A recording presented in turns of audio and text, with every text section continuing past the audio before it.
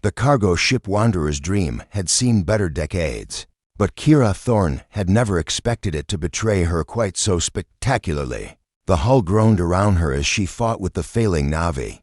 Gatian systems, red warning lights painting her, sweat-dampened face in crimson shadows through the cracked view screen. The planet Nethys rushed toward her with alarming speed, a world of amber skies and crystalline formations that would have been beautiful if she weren't about to crater into it. "Come on, you temperamental piece of..." She yanked hard on the manual controls, feeling the ship shudder as atmospheric friction began to tear at its hull. The emergency beacon was dead, the communication array fried by whatever solar storm had knocked out half her systems 3 hours ago. She was going down, and she was going down alone. The impact came with a bone-jarring crash that threw her against her restraints and filled the cabin with the acrid smell of burning circuits. For several minutes, Kira hung upside down in her pilot's chair, listening to the settling groans of twisted metal and the distant hiss of escaping atmosphere. When she finally managed to extract herself from the wreckage, her legs shook like a newborn colt's. The Wanderer's Dream had carved an impressive furrow through what appeared to be some kind of marketplace.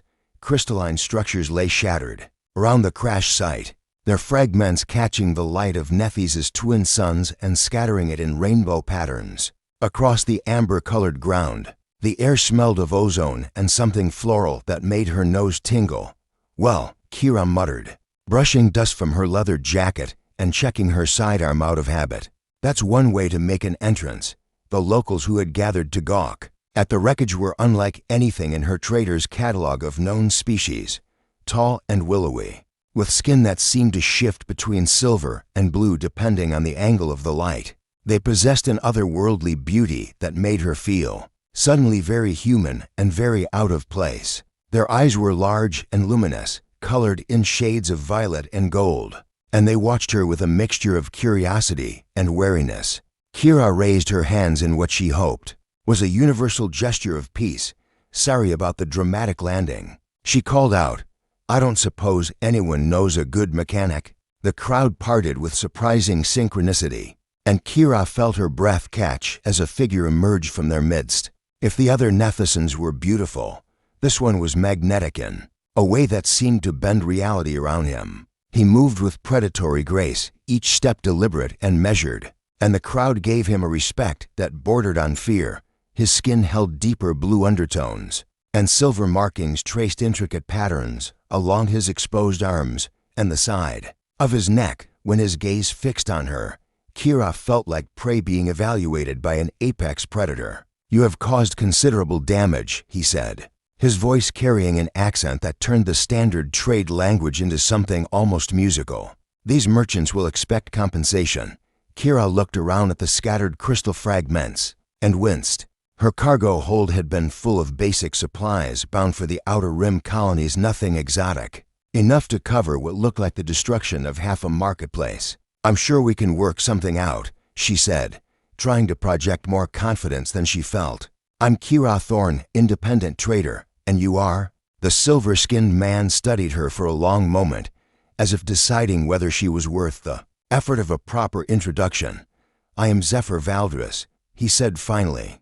"These trade routes fall under my authority." There was something in the way he said it that made Kira's spine stiffen. She dealt with petty tyrants and self-important officials on a dozen worlds, and she recognized the tone. Authority wasn't granted here, it was taken and held through force. The fearful deference of the crowd suddenly made more sense. "Well, Zephyr Valdris," Kira said, deliberately not using whatever title he clearly expected. "I'm afraid my ship's not exactly spaceworthy at the moment. I'll need some time to assess the damage and arrange repairs." His eyes narrowed slightly at her casual tone, and she saw several of the watching locals exchange nervous glances. Apparently, people didn't usually speak to Zephyr Valdris without a lot more ceremony. "You misunderstand your situation," Zephyr said, stepping closer. He was tall enough that Kira had to tilt her head back to meet his gaze, and she caught a scent like midnight rain and something sharp that might have been danger. "You are not a guest here. You are a problem that requires solving." Kira felt her jaw clench. She'd faced down pirates, corporate enforcers, and more than one alien warlord in her years of independent trading. And she'd learned that showing weakness was the fastest way to end up dead or worse. "Is that supposed to intimidate me?" she asked, her voice steady despite the way her heart hammered against her ribs. The watching crowd seemed to collectively hold its breath. One elderly Nethisan actually took several steps backward, as if expecting violence to erupt at any moment. Zephyr himself went very still, and Kira had the unsettling impression that she'd just walked onto a very dangerous ground. Intimidation. He repeated slowly, as if tasting the word. An interesting choice of words. He moved in a slow circle around her, and Kira forced herself not to turn and track his movement. "Tell me, Kira Thorn, what gives you the impression that I would need to intimidate you?" "Experience," Kira replied. "I've met your type before. Big fish in a small pond, used to having everyone jump when you speak. The problem is, I'm not from your pond." She heard several sharp intakes of breath from the crowd, and even Zephyr paused in his circling when he came back into her field of view. His expression was unreadable. "My type," he said softly. "And what type would that be?" Kira shrugged, fighting to appear nonchalant despite the tension crackling in the air around them. "The type who mistakes fear for respect and thinks power comes from a title instead of earning it." The silence that followed was so complete that Kira could hear the distant chimming of wind through the crystal formations. Zephyr stood frozen for a moment that stretched like eternity, and when he finally moved, it was to step close enough that she could see the silver flecks in his violet eyes. "You know nothing about power," he said, his voice barely above a whisper, "or the price of maintaining order in a place where chaos lurks beneath every civil word." Despite her bravado, Kira felt a shiver run down her spine. There was something in his tone that spoke of experience with that chaos, of hard choices made and consequences borne. But she'd committed herself to this course, and backing down now would only make things worse. "Maybe not," she admitted, "but I know the difference between a leader and a bully." For a heartbeat, she thought he might actually strike her. His hand moved toward the weapon at his side, and the crowd seemed to lean back as one. Then, unexpectedly, Zephyr smiled. It wasn't a pleasant expression. "Fascinating," he murmured. "It has been some time since anyone accused me of being insufficient. Your ship will be impounded pending resolution of the damages you have caused. You will remain in custody until suitable arrangements can be made." "Custody?" Kira's hand moved instinctively toward her own weapon, then stopped as she noticed the dozen armed figures who had apparently materialized from the crowd. While she'd been focused on Zephyr, they were dressed in dark clothing that seemed to absorb light, and they moved with the silent efficiency of professionals. "Temporary custody," Zephyr clarified, though his smile suggested he was enjoying her discomfort. "Consider it protective detention. Nethys can be dangerous for outsiders who don't understand our customs." Kira looked around at the watching faces, noting the mixture of fear and fascination in their expressions. None of them would meet her eyes directly, but she caught sympathy in more than one face. Whatever Zephyr Valdris was to these people, it wasn't beloved protector. "And if I refuse?" she asked, though she already knew the answer. "Then your refusal will be noted and disregarded," Zephyr said pleasantly. "The choice is yours, of course. Peaceful compliance or otherwise." Kira calculated odds and distances, counting the guards and assessing her chances of fighting her way clear. They weren't good. Her ship was wrecked, she was alone on an unfamiliar world, and she was outnumbered by what appeared to be professional soldiers. Sometimes discretion really was the better part of valor. "Peaceful compliance it is," she said, raising her hands in surrender. "Though I reserve the right to complain about the accommodations." "I would expect nothing less," Zephyr replied, and this time his smile seemed almost genuine. He gestured to his guards, and two of them moved to flank Kira. "Take her to the eastern quarter. See that she has everything she needs for a comfortable stay." As they began to move away from the crash site, Kira caught sight of the watching crowd beginning to disperse. The elderly Nethisan who had backed away earlier caught her eye and shook his head slowly, his expression mournful. Whether he was mourning her fate or lamenting her stupidity, she couldn't tell. "You know," Kira said to Zephyr as they walked. "This isn't exactly the first impression I was hoping to make on your world." "And yet," Zephyr replied, his tone thoughtful, "it may be the most memorable first impression I have received in quite some time. Tell me, Kira Thorne, do you make a habit of challenging authority figures within minutes of meeting them?" "Only the ones who deserve it," Kira said, then glanced at his profile. "Why do you ask?" Kira's comfortable accommodations turned out to be a crystalline chamber, in what Zephyr's people apparently considered the guest quarter, though it felt more like an elegant prison. The walls were translucent amber that shifted between opacity and transparency depending on her proximity, and the furniture seemed to grow directly from the floor in organic curves that were both beautiful and deeply unsettling. She'd been provided with food, water, and what passed for entertainment data crystals containing Nephis and literature that her universal translator struggled with, but no means of communication, and certainly no way out. 3 days into her captivity, Kira was beginning to understand why solitary confinement was considered torture. On most civilized worlds, the silence was broken only by the distant chimming of wind through crystal formations and the occasional footsteps of guards in the corridor outside. She'd tried talking to them, but they responded to her questions with the blank politeness of people following very specific orders about prisoner interaction. It was on the 4th morning that everything changed. She woke to the sound of raised voices echoing from somewhere beyond her chamber walls. The crystalline structure seemed to conduct sound in strange ways, amplifying some frequencies while muffling others. But she could make out enough to understand that someone was very upset about something involving payment schedules and trade quotas. Kira pressed her ear to the wall, trying to make sense of the conversation, when footsteps approached her chamber. The door, such as it was, shimmered out of existence, and one of Zephyr's guards gestured for her to follow. "Where are we going?" she asked, but received only the now familiar polite silence. In response, the guard led her through corridors she hadn't seen before, past chambers filled with what looked like administrative equipment and data storage crystals. The voices grew louder as they approached what appeared to be some kind of council chamber, and Kira realized she was being brought to witness whatever was happening inside. The chamber itself was an amphitheater of sorts, with tiered crystal formations serving as seats ranged around a central space. Where Zephyr stood with his back to the entrance, facing him were a dozen Nephisons in the simple robes of merchants and traders, their postures radiating a mixture of fear and desperate determination. At the center of the group stood a female Nephison with silver hair streaked through with gold, her hands clenched at her sides as she spoke in rapid, urgent tones. Her skin held the deep blue undertones that seemed to indicate age among her people, and when she gestured, Kira caught the glint of traders' rings on her fingers.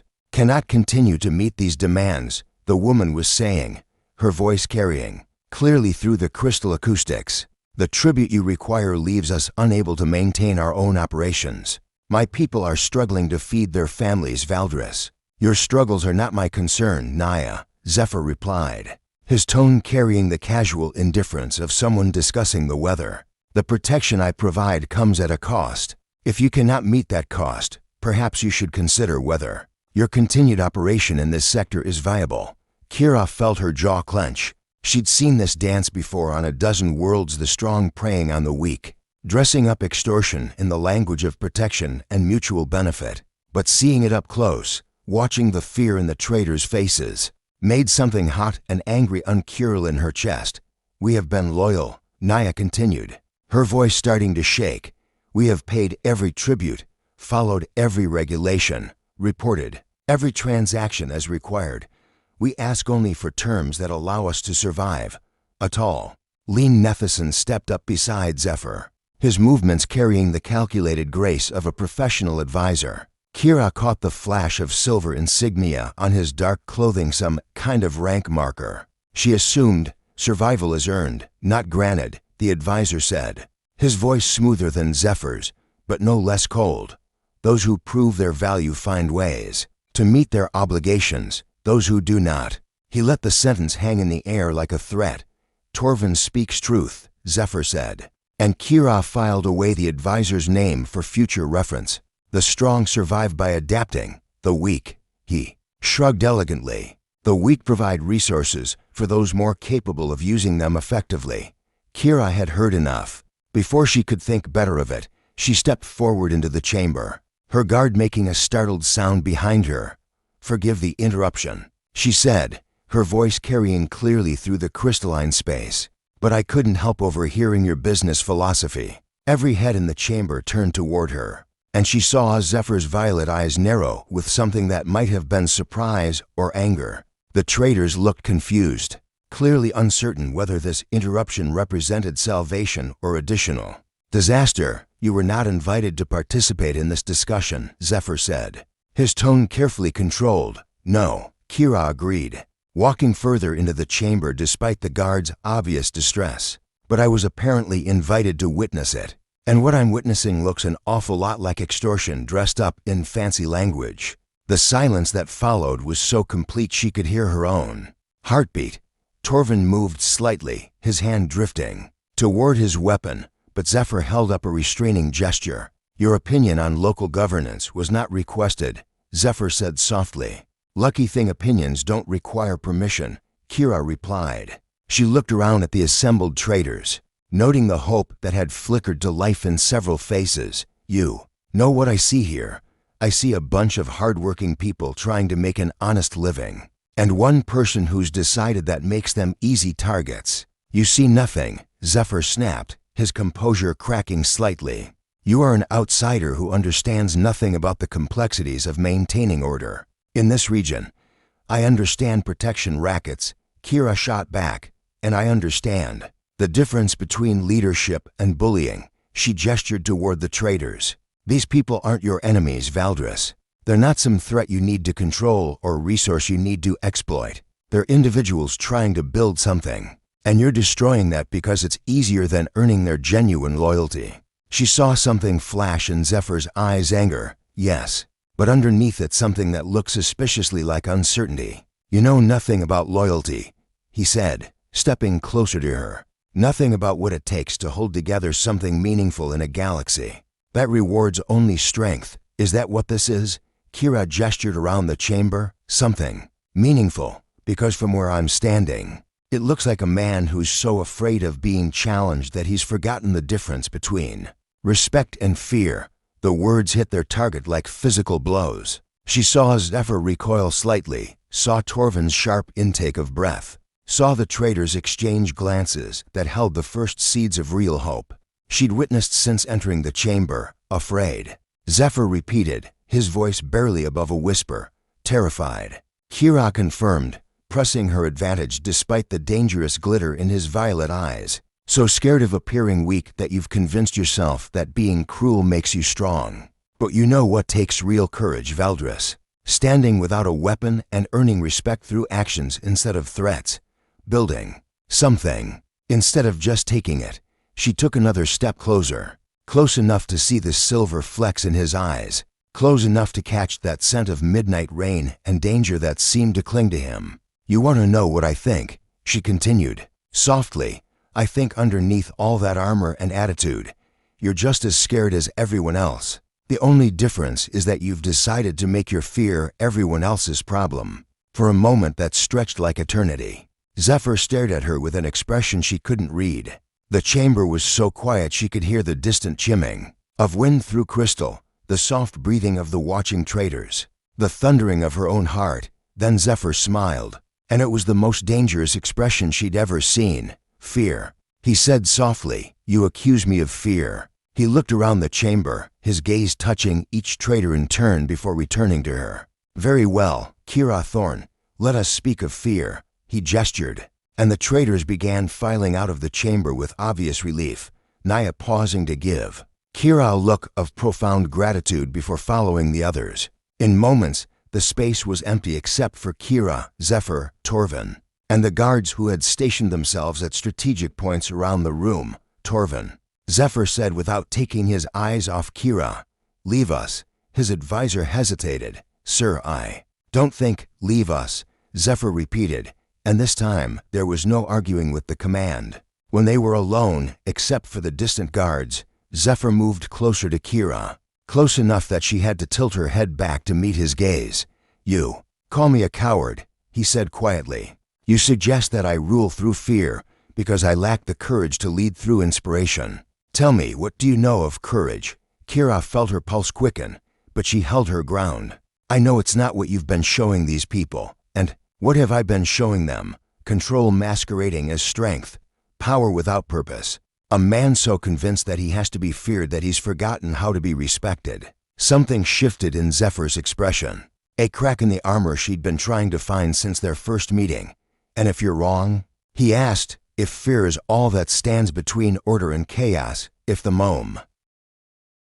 The crisis began 3 days later with what should have been a routine supply delivery. Kira was in her chamber, reviewing data crystals about Nethissan trade routes and trying to understand the complex web of dependencies that kept their society functioning when the first tremors of panic began to ripple through the crystalline corridors. At first it was just hurried footsteps and muffled conversations, but within an hour the sounds had escalated to urgent voices and what sounded suspiciously like barely controlled chaos. When Zephyr appeared in her doorway without his usual retinue of guards, Kira knew something had gone seriously wrong. The supply convoy from the agricultural settlements has failed to arrive, he said without preamble, his violet eyes holding a tension she hadn't seen before. 3 days overdue, no communication, and the backup routes are reporting similar delays. Kira set down the data crystal she'd been studying. Equipment failure, weather problems, unknown.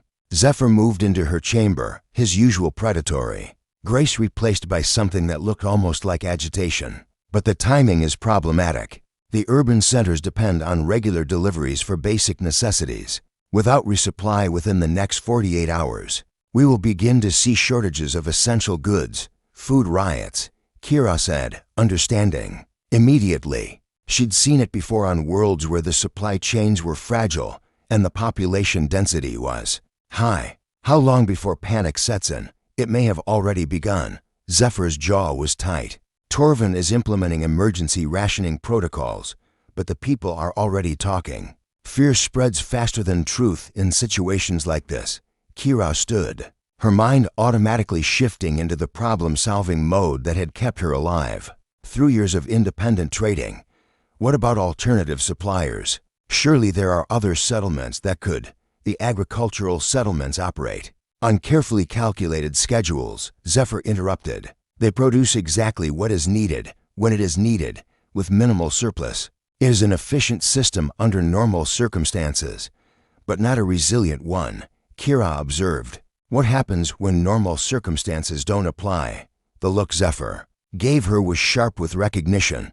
You see the flaw in the design. I see a system built on fear instead of cooperation, Kira said bluntly. Everyone's so worried about meeting your quotas and avoiding your displeasure that they don't have room for flexibility or innovation. When was the last time anyone proposed improvements to the supply chain? Zephyr was quiet for a moment. Proposals for systemic changes require approval through multiple bureaucratic levels. The process is lengthy, so by the time anyone could suggest a better way of doing things, the crisis would already be over. One way or another, Kira shook her head. That's not leadership, Zephyr. That's just administration with weapons. Before he could respond, Torvin appeared in the doorway, his usually immaculate appearance showing signs of strain. Sir, we've received reports from the outer settlements. The situation is worse than initially assessed. Zephyr turned. Explain. The primary convoy was apparently delayed by equipment failures, but that triggered a cascade effect. Secondary. Suppliers are hoarding their reserves, waiting to see if prices will increase. Tertiary suppliers are doing the same. What began as a logistics problem is becoming a market panic. Kira felt a familiar frustration building. So instead of working together to solve the problem, everyone's trying to position themselves to profit from it. It is rational economic behavior, Torvin replied stiffly. Individual actors pursuing their own interests. It's rational behavior in a system built on mistrust and competition, Kira shot back. But there are other ways to organize things.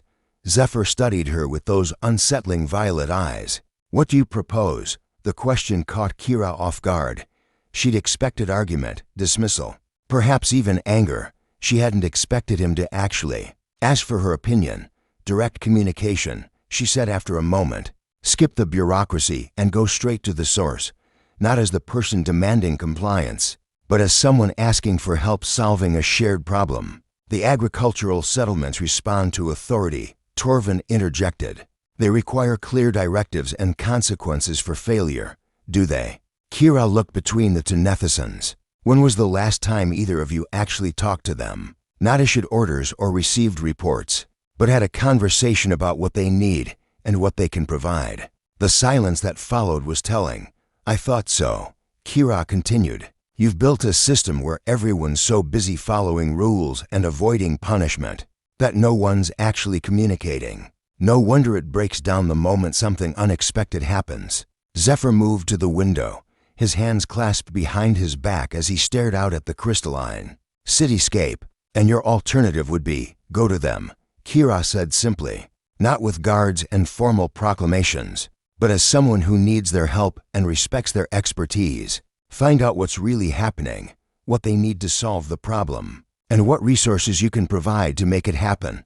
That would show weakness. Torvin said immediately, leaders do not ask for help. Strong leaders ask for help all the time, Kira replied. They just call it consultation. Collaboration, building partnerships. Weak leaders are the ones who think asking questions makes them look stupid. She saw Zephyr's shoulders tense at the implied criticism, but when he turned back to them, his expression was thoughtful rather than angry. You would have me abandon established protocols in favor of improvisation, he said slowly. I'd have you try treating your people like partners instead of resources, Kira said. But it's your choice. You can keep doing things the way you always have and hope the crisis resolves itself. Or you can try something different and see what happens.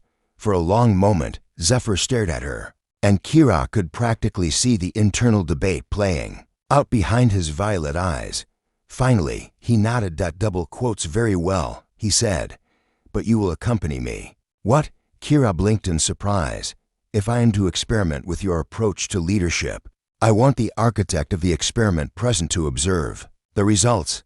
Zephyr's smile was sharp with challenge. Unless you lack confidence in your own proposals? I have complete confidence in my proposals, Kira replied, matching his tone. I'm just surprised you're willing to let me tag along while you try them. Consider it a learning experience for both of us, Zephyr said.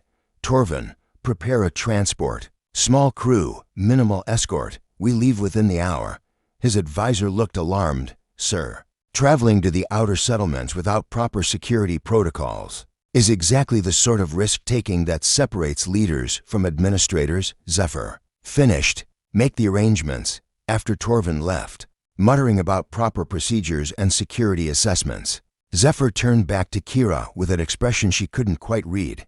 You realize, he said quietly, that if this fails, it will not only worsen the current crisis, but potentially undermine what stability I have managed to build here. I realize that, Kira replied.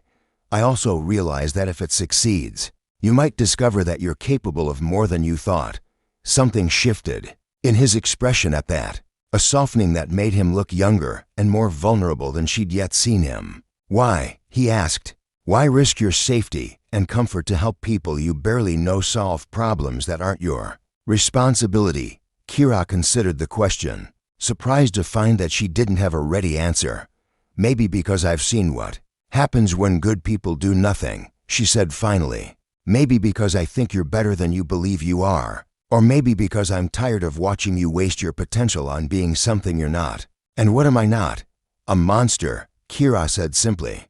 Despite your best efforts to convince everyone otherwise, the transport Torvin had arranged was sleek and efficient, built for speed rather than comfort or intimidation. As they lifted off from the crystalline city and headed toward the agricultural settlements, Kira found herself sitting across from Zephyr in a space barely large enough for two people. Nervous? She asked, noting the tension in his posture. Cautious, Zephyr replied.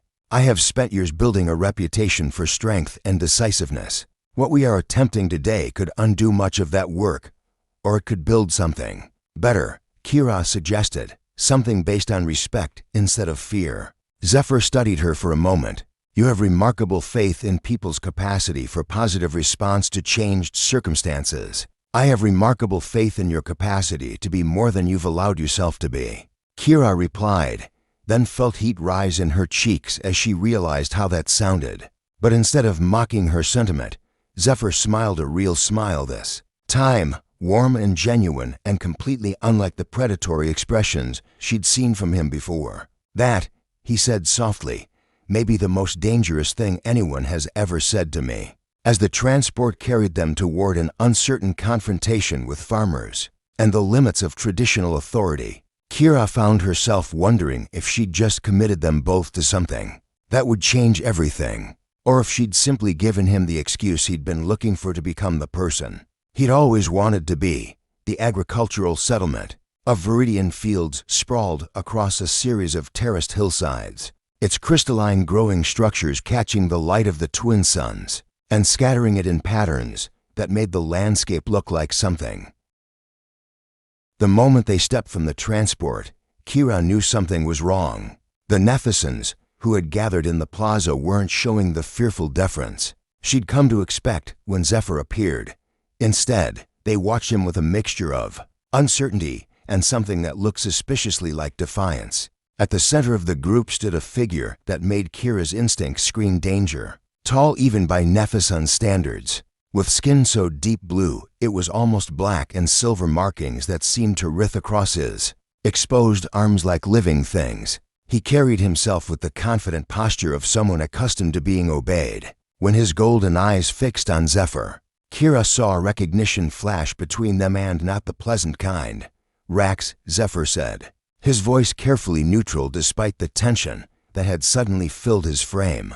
"Valdris," the other Nepheson replied, his tone carrying unmistakable mockery. "How unexpected to find you here among the farmers. Slumming, are we?" The insult hung in the air like a challenge, and Kira felt the crowd's attention shift between the two men like spectators at a gladiatorial match. She didn't need to understand the full political dynamics to recognize a power play when she saw one.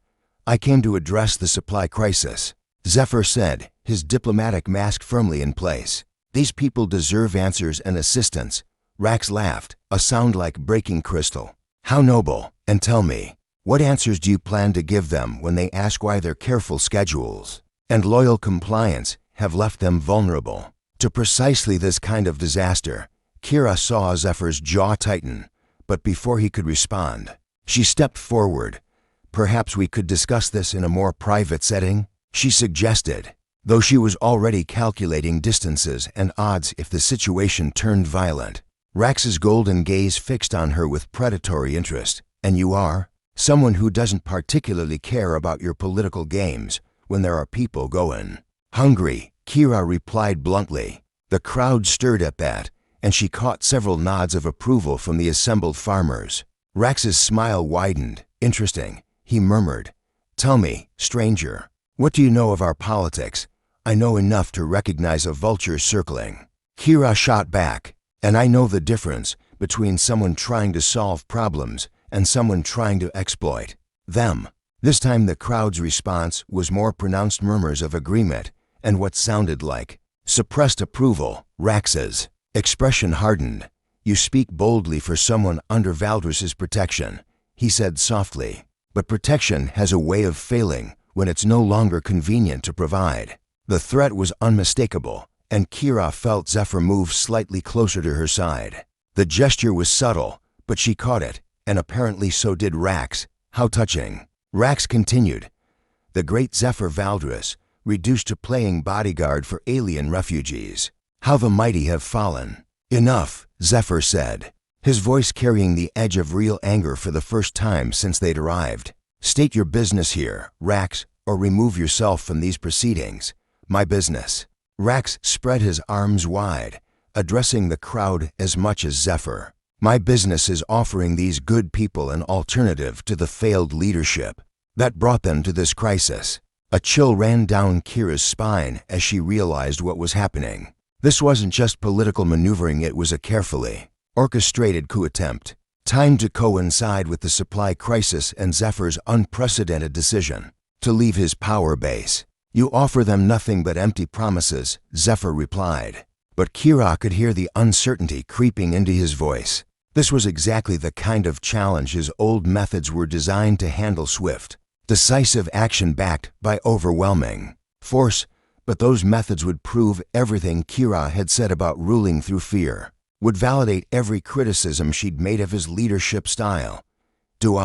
Rax turned to the crowd. People of Viridian Fields, ask yourselves, when was the last time Valdres came among you as anything other than a tax collector? When did he last concern himself with your welfare rather than your compliance? Several voices called out in agreement, and Kira felt the momentum of the crowd shifting toward Rax's message. She glanced at Zephyr and saw the exact moment when his instincts kicked in: the straightening of his shoulders, the subtle shift of his hand toward his weapon, the predatory focus that meant he was preparing to reimpose control through force. Zephyr, she said quietly, urgently. Don't. He looked at her, his violet eyes holding a desperation she'd never seen before. He's undermining everything. If I don't act, if you act the way you always have, you'll prove every word he's said. Kira interrupted. And you'll lose them forever. Then what do you suggest? Zephyr's voice was barely above a whisper. How do I fight lies with truth when lies are easier to believe around them? Rax continued his speech, his voice growing more confident as he sensed victory. Years of rigid control and fearful compliance, and where has it led? To a system so fragile that a single delayed convoy brings you to the edge of starvation. Is this the strength Valdres promised you? Kira felt something crystallize in her mind, a clarity born of desperation, and the sudden understanding that this moment would define not just Zephyr's future, but her own feelings about the man she was beginning to care for, more than she'd admitted to herself. You fight him by being better than him, she said, raising her voice enough to cut through Rax's rhetoric. You fight him by showing these people what real leadership looks like. Both Zephyr and Rax turned toward her, and Kira felt the weight of the crowd's attention like a physical force.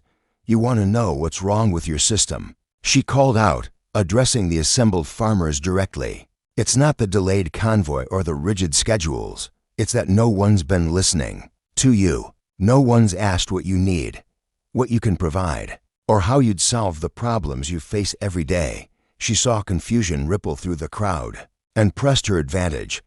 Rax here wants to tear down what exists and replace it with himself. In charge, same system, different person at the top.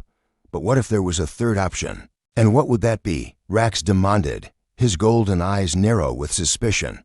Partnership, Kira said simply. A system where the people who grow the food have a voice in how it's distributed, where the people who know the land best get to help make decisions about how it's used, where leadership means service instead of control. The crowd was listening now, really listening, and Kira felt a surge of hope. I've traveled the galaxy, she continued. I've seen dozens of worlds, hundreds of different ways of organizing society, and I can tell you that the strongest, most resilient systems are the ones where everyone has a stake in success, where leadership earns respect instead of demanding it. She turned to Zephyr, letting the crowd see her address him directly. The question is, she said, are you willing to be that kind of leader? Are you brave enough to trust the people you've been controlling to become the people you could be serving? The silence that followed was so complete that Kira could hear the wind shimming through the crystalline growing structures.